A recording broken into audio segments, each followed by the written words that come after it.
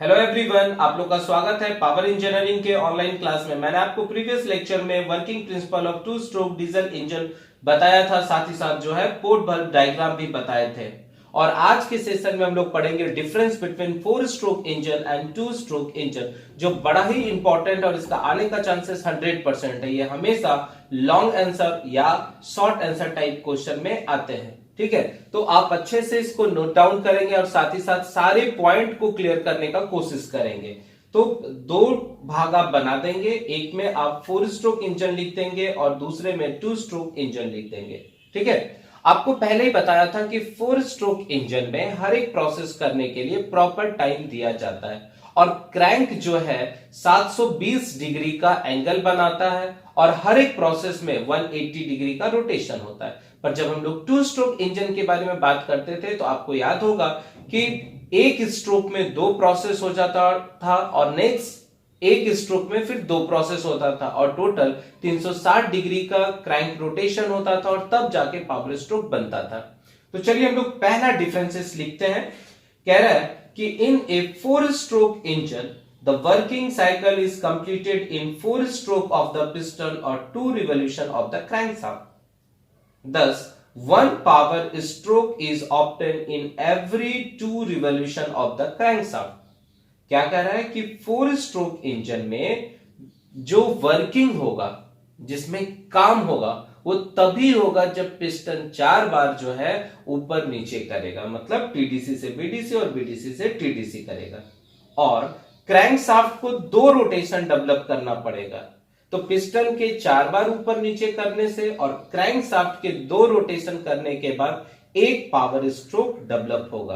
तो क्या क्लियर हो गया, आपको समझ में आ रहा है कि 2 रिवोल्यूशन जब वो कंप्लीट करेगा तब जाके एक पावर स्ट्रोक होगा और पिस्टन को 4 बार ऊपर नीचे करना पड़ेगा। चलिए अब हम लोग 2 स्ट्रोक इंजन में आ जाते हैं। तो इन ए 2 stroke engine the working cycle is completed in 2 stroke of the piston or 1 revolution of the crankshaft. Thus, 1 power stroke is obtained in each revolution of the crankshaft। क्या कर रहा है, 2 स्ट्रोक इंजन में piston को बस 2 बार ऊपर नीचे करना पड़ेगा और क्रैंकशाफ्ट जो है एक रिवोल्यूशन कंप्लीट करेगा तो पावर स्ट्रोक डेवलप हो जाएगा। तो आपको यहां समझ में आ गया क्या कि 4 स्ट्रोक इंजन में पिस्टन को 4 बार ऊपर नीचे करना पड़ेगा और 2 चक्कर मारेगा, दो सर्कल बनेगा, तब जाके एक पावर स्ट्रोक डेवलप होगा। पर 2 स्ट्रोक इंजन में पिस्टन को बस 2 बार सिलेंडर के अंदर ऊपर नीचे करना पड़ेगा और क्रैंकशाफ्ट को एक रोटेशन करना पड़ेगा तो जाके पावर डेवलप होगा। यहां से एसएससी एक क्वेश्चन पूछा था कि 2 स्ट्रोक इंजन में जो पावर डेवलप होता है वो 4 स्ट्रोक के रिस्पेक्ट में कितना टाइम्स रहता है। तो 2 टाइम्स रहता है, 4 टाइम्स रहता है, हाफ टाइम्स रहता है, 1 टाइम रहता है। तो याद रखना है कि 2 स्ट्रोक इंजन में एक चक्कर लगेगा तो पावर स्ट्रोक डेवलप होगा और 4 स्ट्रोक में 2 चक्कर लगेगा तब जाके एक पावर स्ट्रोक होगा। तो 2 स्ट्रोक के रिस्पेक्ट में जो पावर डेवलप हो रहा है या 2 स्ट्रोक में जो पावर डेवलप हो रहा है वो 2 टाइम्स हो रहा है 4 स्ट्रोक के रिस्पेक्ट में। क्लियर हो गया। चलिए नेक्स्ट आ जाते हैं दूसरे डिफरेंस में। It used valve arrangement to inlet and outlet of the fuel। 4 stroke engine में आप नोटिस किए थे कि वहां पर बल्ब का अरेंजमेंट रहता था जो कैम फॉलोवर के मदद से खुलता और बंद होता था। ठीक है, पर 2 स्ट्रोक इंजन में आ जाएंगे तो it used port arrangement to inlet and outlet of the fuel. आपको पता था कि 2 स्ट्रोक इंजन में पोर्ट का अरेंजमेंट करते हैं। पोर्ट क्या होता है, एक पैसेज होता है, एक रास्ता होता है जो सिलेंडर के अंदर कास्टिंग प्रोसेस के दौरान ही बना दिया जाता है, उसमें कोई बल्ब का अरेंजमेंट नहीं देते हैं।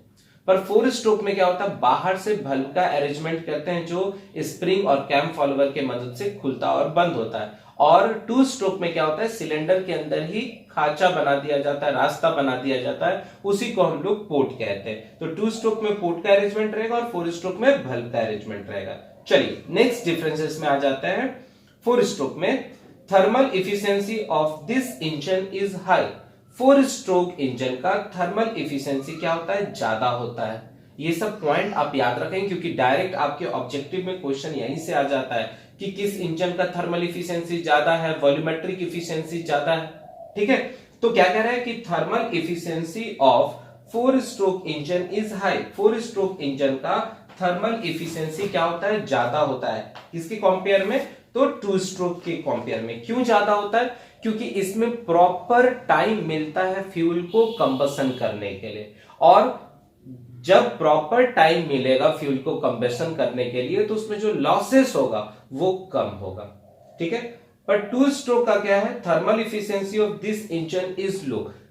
टू स्ट्रोक इंजन में थर्मल इफिशियंसी क्या होता है, कम होता है। क्यों कम होता है, क्योंकि उसमें प्रॉपर टाइम नहीं मिल पाता है कंबसन होने के लिए। आप देखे होंगे कि जब ट्रांसफर पोर्ट से फ्यूल जो है इंटर करता है, उसको कंप्रेशन करते हैं, उसमें इग्निशन टेक्स प्लेस करता है और उसी समय एग्जॉस्ट पोर्ट खुल जाता है, तो कुछ चार्ज पार्टिकल जो कंबसन किया हुआ रहता है वो भी क्या होता है, आउटलेट सेक्शन से या आउटलेट पोर्ट से बाहर चला जाता है, और कुछ हाइड्रोकार्बन जो है वो बिना जले हुए भी बाहर चला जाता है। तो उसमें आप जो हीट इनपुट दे रहे हैं वो लॉसेस हो जाता है। तो वहां पर हम कह सकते हैं कि देखिए थर्मल इफिशियंसी का जब बात हो रहा है तो ये दिमाग में याद रखना है कि थर्मल इफिशियंसी में हम लोग हीट सप्लाइड कितना कर रहे हैं और उसके रिस्पेक्ट में वर्क आउटपुट कितना हो रहा है।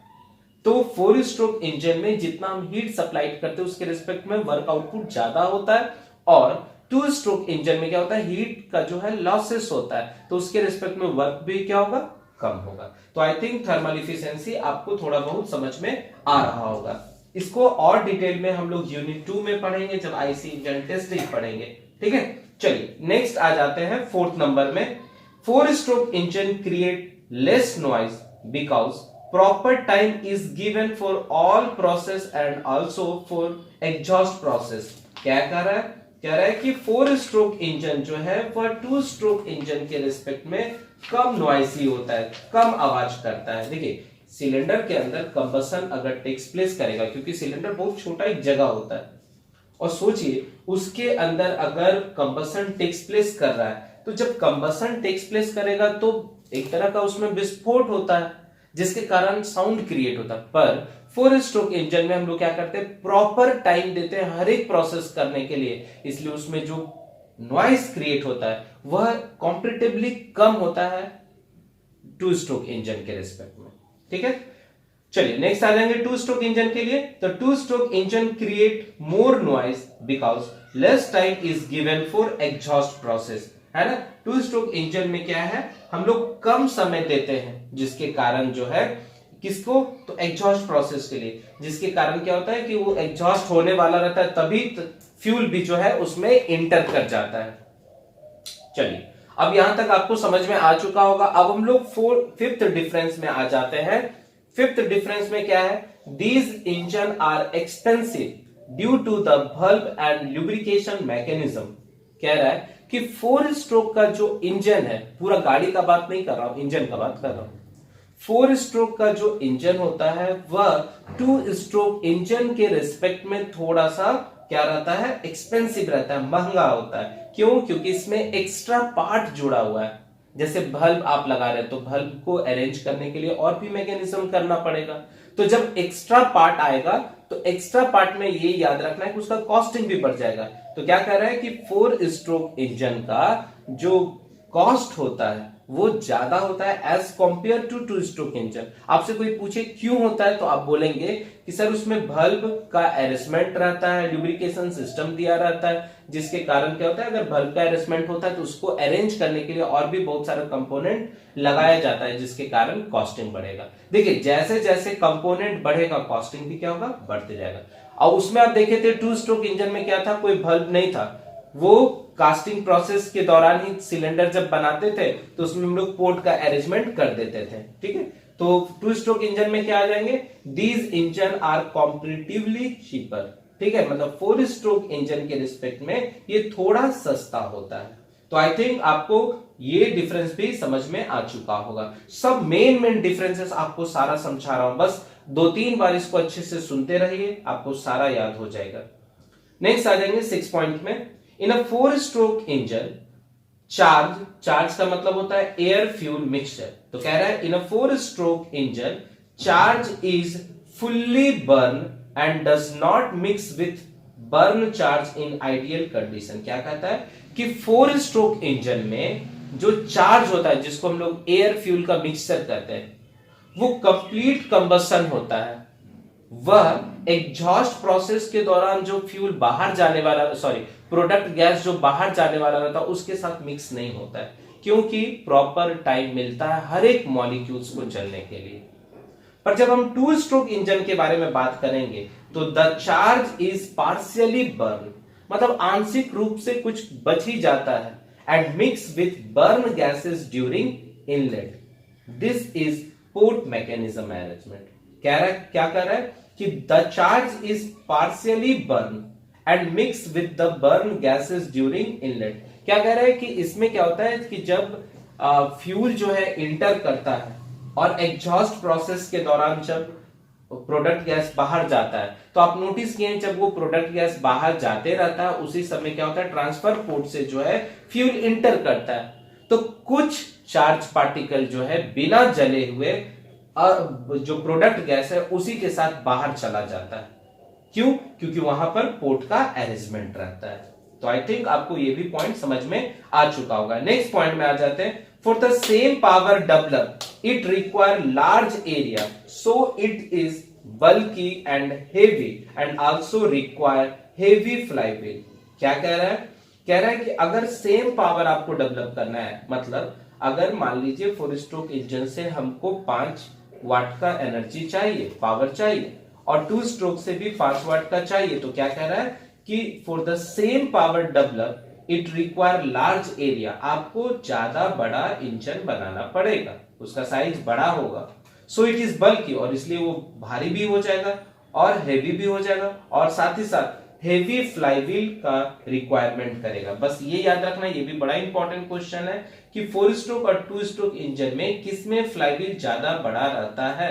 तो क्या कह रहा है कि आपको ये याद रखना है कि 4 स्ट्रोक इंजन में हेवियर फ्लाईव्हील का यूज किया जाता है। उसका एक और भी कारण है कि टर्निंग मूवमेंट जो है 4 स्ट्रोक इंजन में यूनिफॉर्म नहीं होता है। टर्निंग मूवमेंट डायग्राम में आप नोटिस किए थे कि जो 4 स्ट्रोक इंजन होता है, उस 4 स्ट्रोक इंजन का जो टर्निंग मूवमेंट डायग्राम होता है उसमें आप नोटिस किए थे कि सक्शन प्रोसेस में जो हम लोग टर्निंग मूवमेंट और एंगल के बीच में जो डायग्राम बनाए थे उसमें आप देखे थे कि एक भाग नीचे था, फिर एक ऊपर था, फिर नीचे था, ऐसा था। पर 2 स्ट्रोक इंजन में क्या था, एक यूनिफॉर्म ऊपर नीचे कर रहा था। तो ये भी एक कारण है कि टर्निंग मूवमेंट डायग्राम 4 स्ट्रोक का जो है वो क्या रहता है, यूनिफॉर्म नहीं रहता है, जिसके कारण उसको यूनिफॉर्म बनाने के लिए हम लोग हेवी फ्लाईव्हील का यूज करते हैं। ठीक है, इसमें आ जाएंगे 2 स्ट्रोक इंजन में। For the same power develop a 2 stroke engine is lighter, less bulky and occupy less floor area and also required lighter flywheel। क्या कह रहा है कि 2 स्ट्रोक इंजन जो है सेम पावर डेवलप करने के लिए ज्यादा भारी भरकम नहीं होता है, साथ ही साथ इसमें जो फ्लाईव्हील लगता है वह आपको जो है लाइटर लगता है, हल्का लगता है। ठीक है, क्यों ऐसा होता है? तो मोर यूनिफॉर्म टर्निंग मूवमेंट, उसका जो यूनिफॉर्म टर्निंग मूवमेंट होता है उसके कारण होता है। चलिए नेक्स्ट पॉइंट में आ जाते हैं। क्या कह रहा है? 4 स्ट्रोक इंजन में आ जाएंगे तो 4 स्ट्रोक में इंजन में comparatively less lubricating oil is required. ये बड़ा इंपॉर्टेंट है कि 4 स्ट्रोक इंजन में पिस्टन सिलेंडर को या पूरे मैकेनिज्म को काम करने के लिए लुब्रिकेशन कम लगता है। लुब्रिकेशन इसलिए डालते हैं कि सेक्शन में या सरफेस में किसी तरह का फ्रिक्शन ज्यादा डेवलप नहीं हो। अगर फ्रिक्शन ज्यादा डेवलप हो या उसको चलने में प्रॉब्लम हो, इसलिए हम लोग लुब्रिकेशन करते हैं। तो लुब्रिकेशन क्या होता है, 4 स्ट्रोक इंजन में कम होता है as compare to 2 stroke engine. कहता है 2 स्ट्रोक इंजन में more lubricating oil is required because some oil burn with fuel. याद रखना है कि 2 स्ट्रोक इंजन में लुब्रिकेशन क्या होता है, ज्यादा होता है as compare to 4 stroke engine. सबसे पहला तो क्या है कि इसमें जो काम होता है एक ही साथ एक ही स्ट्रोक में 2 हो जाता है, तो ज्यादा पार्ट इसका जो है घर्षण होता है। दूसरा, क्रैंकेस में भी लुब्रिकेशन रहता है, उसके पिस्टन के रिंग में भी जो कंप्रेशन रिंग था उसमें भी लुब्रिकेशन रहता है। तो कभी कभी क्या होता है कि इसका जो लुब्रिकेशन होता है वो भी कंबशन के साथ जो है बाहर निकल जाता है, तो हमको ज्यादा लुब्रिकेशन का जरूरत होता है। इसलिए आप नोटिस किए थे कि पहले के जो स्कूटर थे उस स्कूटर में जब हम लोग पेट्रोल डालते थे तो एक जो है लुब्रिकेटिंग ऑयल भी 10 रुपए 20 रुपए का उसमें डलाना पड़ता था, कैस्ट्रॉल का। ठीक है, चलिए नेक्स्ट आ जाते हैं 9th में। Four stroke engine are more efficient, याद रखना है फोर स्ट्रोक इंजन जो है वो ज्यादा इफिशियंट है। क्यों ज्यादा इफिशियंट है? क्योंकि इसमें प्रॉपर टाइम में हर एक प्रोसेस होता है। दूसरा, इसमें जितना आप इनपुट दे रहे हैं उसके रिस्पेक्ट में आउटपुट हो रहा है, लॉसेस कम होता है। पर टू स्ट्रोक इंजन में क्या है? To stroke engine has less efficient and generate more smoke. क्या कहता है? टू स्ट्रोक इंजन में लॉसेस ज्यादा होता है क्योंकि प्रॉपर टाइम नहीं मिलता हर एक प्रोसेस के लिए, और साथ ही साथ ये स्मोक ज्यादा छोड़ता है, धुआं ज्यादा छोड़ता है। इसलिए हम लोग इसको मॉडिफाइड करके जो है फोर स्ट्रोक इंजन में कन्वर्ट कर दिए, और आज के डेट में सारा लगभग जो इंजन यूज होता है मोस्टली, मतलब 90% जो इंजन है वो सारा का सारा फोर स्ट्रोक इंजन में आ गया। तो आई थिंक 9 डिफरेंस भी आपको समझ में आ चुका होगा। अब हम लोग आ जाते हैं 10th में। It generate less torque due to two revolution of the crankshaft between one power stroke. क्या कहता है कि फोर स्ट्रोक इंजन में जो टॉर्क जनरेट होता है वो कम होता है क्योंकि दो रिवोल्यूशन करने के बाद इसमें पावर डेवलप होता है। और इसमें आ जाएंगे it can generate high torque compare to four stroke engine. Clear हो रहा है? चलिए नेक्स्ट आ जाते हैं। Because of one power stroke in two revolution less cooling and lubrication required, ठीक है, and lower wear and tear. क्या कह रहा है?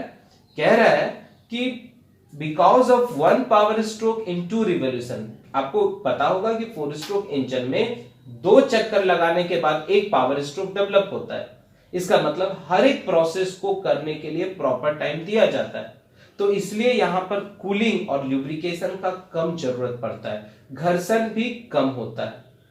पर because of one power stroke in one revolution greater cooling and lubrication is required and higher rate of wear and tear. क्या कह रहा है कि टू स्ट्रोक इंजन में जो पावर डेवलप होता है वह एक ही रिवोल्यूशन कंप्लीट करने के बाद हो जाता है। तो कोई काम अगर फास्ट होगा तो उसमें हीट भी क्या होगा? ज्यादा जनरेट होगा, और जब ज्यादा हीट जनरेट होगा तो उसको ठंडा भी करना होगा। अगर ठंडा नहीं करेंगे उसके इंजन सिलेंडर के आउटर सेक्शन को तो हो सकता है उसमें ब्रस्टिंग का चांसेस भी है, इसलिए हमको उसको कूलिंग करना भी जरूरत है। दूसरा, ज्यादा अगर स्पीड से काम होगा तो घर्षण ज्यादा होगा, तो उसके लिए हमको लुब्रिकेशन का भी जरूरत पड़ेगा। तो आई थिंक आपको ये भी डिफरेंसेस समझ में आ चुका होगा। नेक्स्ट आ जाते हैं, और नेक्स्ट हम लोग पढ़ते हैं कि फोर स्ट्रोक इंजन में volumetric efficiency is more due to more time for induction. क्या कह रहा है? वॉल्यूमेट्रिक इफिशियंसी कहने का मतलब है एक्चुअल वॉल्यूम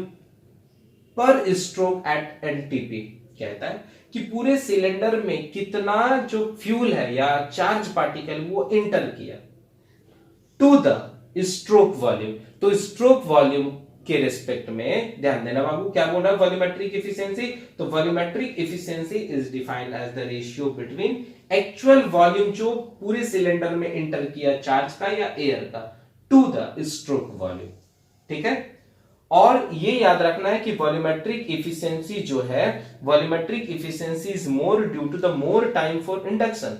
कह रहा है कि हर एक प्रोसेस करने के लिए प्रॉपर टाइम दिया जा रहा है, इसलिए फोर स्ट्रोक इंजन का वॉल्यूमेट्रिक इफिशियंसी ज्यादा होगा। और इसमें आ जाएंगे volumetric efficiency is low due to lesser time for induction. इसमें कम समय दे रहे हैं, चार्ज पार्टिकल आया, अभी आया ही था, तब तक जला और तुरंत बाहर भी चला गया। तो क्या कह रहा है? वॉल्यूमेट्रिक इफिशियंसी क्या है? एक्चुअल वॉल्यूम कितना इंटर किया सिलेंडर के अंदर। क्लियर है? तो एक्चुअल वॉल्यूम कितना होगा? तो क्लियरेंस प्लस स्ट्रोक होगा, ज्यादा होगा, और डिवाइडेड बाय किसके कर रहा है? तो स्ट्रोक वॉल्यूम के रेस्पेक्ट में कर रहा है। तो आई थिंक आपको समझ में आ रहा होगा वॉल्यूमेट्रिक इफिशियंसी क्या है, टू स्ट्रोक का कम है और फोर स्ट्रोक का ज्यादा है। चलिए अब हम लोग लास्ट पॉइंट पर आ जाते हैं जो बड़ा इंपॉर्टेंट है, that is the application parts में। तो फोर स्ट्रोक इंजन का एप्लीकेशन, मेजर एप्लीकेशन है, कहां पर है? Used where efficiency is important.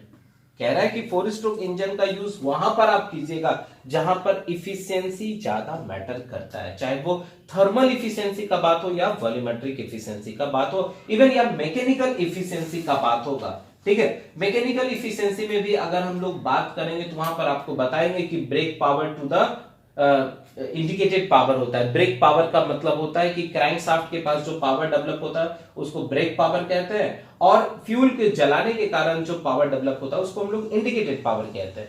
तो क्या कह रहा है कि जहां भी इफिशियंसी का बात होगा वहां पर आप जो है 4 स्ट्रोक का बात करेंगे। तो क्या कह रहा है, used where efficiency is important like car, buses, trucks, tractor, aeroplanes. Aeroplanes जो है वो ब्रेंटन साइकिल पर काम करता है, ठीक है। तो चूंकि वो भी आपका जो है 4 स्ट्रोक इंजन के अंदर हम लोग डाल सकते हैं अगर बहुत सारा इंजन का मैकेनिज्म देखा जाए। हालांकि उसको जो है सारा जेट इंजन के अंदर डाला जाता है, ठीक है। फिर इंडस्ट्रियल इंजन, इंडस्ट्रियल इंजन में जो है आपका बड़ा बड़ा जनरेटर लगा हुआ है या कोई मशीन पार्ट्स लगा हुआ है तो उसके अंदर आ जाएगा, ठीक है। फिर पावर जनरेशन, जहां पर डीजल इंजन, डीजल सेट लगा रहता है। तो क्या कह रहा है कि used where efficiency is important, कहां पर, तो कार में, बस में, ट्रैक्टर में, ट्रक्स में, industrial engine, aeroplane, power generator etcetera, ठीक है। नेक्स्ट आ जाएंगे 2 स्ट्रोक में, यूज्ड वेयर लो कॉस्ट, जहां पर हमको कॉस्ट को क्या करना होगा, रखना होगा। तो used where low cost, compactness and high weight are important like moped, moped में यूज होता है, स्कूटर, ठीक है। फिर मरीन इंजन, जो नाव चलता है उसमें जो इंजन लगा रहता है वो सारा का सारा जो है 2 स्ट्रोक इंजन पर बेस्ड रहता है। क्लियर हो चुका है। चलिए आज बस इतना ही रहने देते हैं। इसमें हम लोग, मैंने आपको पूरा कोशिश किया हूं कि 4 स्ट्रोक इंजन और 2 स्ट्रोक इंजन के सारे डिफरेंसेस को समझा दें, और उसके बाद भी अगर आपको कुछ बुक से एक्स्ट्रा पॉइंट मिलते हैं तो आप उसको भी क्या करेंगे, नोट डाउन कर लेंगे, ठीक है। तो चलिए आज के लिए बस इतना ही रहने देते हैं। नेक्स्ट लेक्चर में हम लोग नए टॉपिक के साथ मिलेंगे जो बड़ा इंपॉर्टेंट रहेगा, जिसमें आपको पढ़ाएंगे स्कैवेंजिंग क्या होता है, प्री इग्निशन क्या होता है, डेटोनेशन क्या होता है, नॉकिंग क्या होता है, और ये पूरा का पूरा जो कंटेंट है वो समाप्त हो जाएगा, ठीक है। चलिए, थैंक यू।